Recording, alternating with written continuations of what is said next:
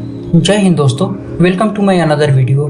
दोस्तों, आज हम बात करेंगे ताजमहल के 9 काले और अनकहे रहस्य के बारे में। जैसा कि आप जानते हैं, ताजमहल ऐतिहासिक रूप से भारत के साथ साथ पूरे विश्व में अपार लोकप्रियता रखता है। ताजमहल को दुनिया भर में सच्चे प्यार और जुनून का प्रतीक माना जाता है। यह 1631 में शाहजहां द्वारा अपनी तीसरी पत्नी मुमताज की याद में बनाया गया था, जिनकी उस वर्ष 17 जून को मृत्यु हो गई थी। इस स्मारक को नोबेल रविंद्रनाथ टैगोर ने समय के गाल पर आंसू बूंद के रूप में वर्णित किया है। आज भी ताजमहल को मुगल वास्तुकला का सबसे अच्छा उदाहरण माना जाता है और भारत की समृद्ध संस्कृति और विरासत का एक सच्चा प्रतीक माना जाता है। लुभावनी स्मारक निश्चित रूप से आपके जीवन काल में एक बार यात्रा के लायक है। आइए जानते हैं ताजमहल के बारे में।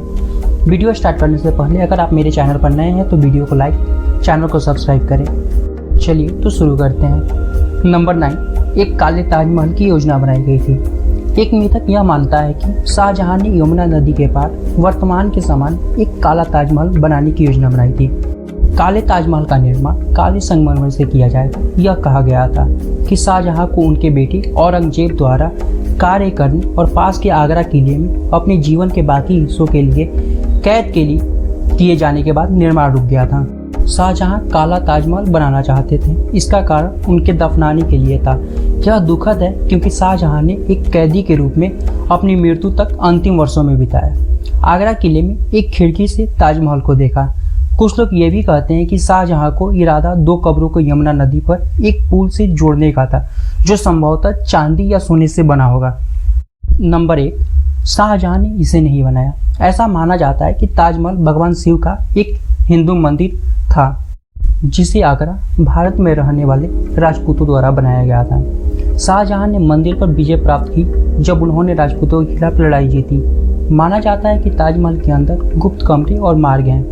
कुछ गलियारे जो गुप्त कमरे की ओर ले जाते हैं, उनमें हिंदू दीवार डिजाइन भी होते हैं। यह गलियारे काफ़ी अंधेरे हैं क्योंकि शाहजहां ने सभी रिवर साइड वेंटिलेटर को सील कर दिया था, जिससे कोई प्रकाश और हवा नहीं थी। कुछ मरम्मत और रखरखाव श्रमिकों का दावा है कि उन्होंने ताजमहल के छिपे हुए हिस्सों के आसपास हिंदू चित्रों को देखा है। कुछ कमरों और गलियारों को भारत सरकार द्वारा आधिकारिक तौर पर सील कर दिया गया है। नंबर 7, ताजमहल के अद्वितीय स्तंभ। स्मारक को घेरने वाली 4 मीनारें सतह पर लंबवत नहीं है। वे जानबूझकर सतह से थोड़ा शीर्षक का निर्माण कर रहे हैं। ऐसा इसलिए किया जाता है कि ताकि स्मारक को भूकंप जैसी प्राकृतिक आपदाओं से बचाया जा सके। यदि भूकंप आता है और मीनारें गिर जाती हैं तो वे मुख्य संरचना से दूर जाएंगे, जो मकबरा है। इस तरह यह काला के शानदार टुकड़े को कोई नुकसान नहीं पहुंचाएगा। इससे पता चलता है कि इस उत्कृष्ट स्मारक के निर्माण के दौरान आर्किटेक्ट्स द्वारा बहुत कुछ सोचा गया था। नंबर 6, सेनोटैप्स खाली कर रहे हैं। पूरी दुनिया का मानना है कि शाहजहां और उनकी पत्नी मुमताज महल ताजमहल की एक दूसरे में के बगल में दफन है, लेकिन वास्तव में यह माना जाता है कि सेनोटैप कीमती पत्थरों से सजे शोपीस की तरह है। असली ताबूत एक कमरे में झूठ बोलते हैं, जो आगंतुकों के लिए बंद है और खोला नहीं जा सकता है। यह कमरा शायद अब तक किसी ने नहीं देखा है। इसके अलावा शाहजहां के सेनोटैप को मुमताज की तुलना में अधिक उत्थान किया जाता है। प्राचीन काल में पुरुषों के पास अधिक अधिकार था, इसलिए नर मकबरे को मादा कब्रे से बेहतर होना था।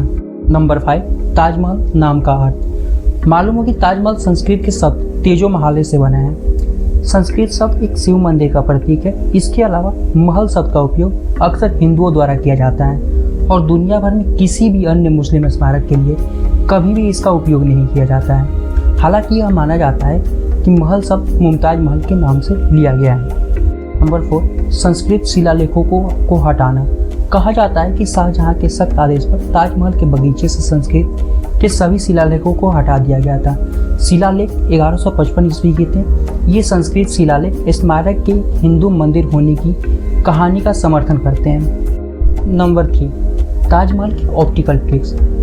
मुख्य द्वार से प्रवेश करते ही ताजमहल की पहली झलक आपको लगभग चकित कर देगी। जैसे जैसे आगंतुक स्मारक के करीब जाते हैं, ताजमहल आकार में छोटा होता जाता है और यह बड़ा होने लगता है क्योंकि आगंतुक स्मारक से दूर चलते हैं।